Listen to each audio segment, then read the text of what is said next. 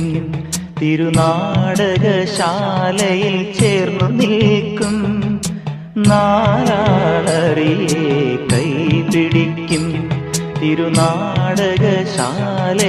ചേർന്നു നിൽക്കും. യമുന നദിയായി കുളിരലയിളകും നിലവിൽ അമ്പലപ്പുഴെ ഉണ്ണിക്കണ്ണനോടു നീ എന്തു പരിഭവം മെല്ലയോതി വന്നുവോ.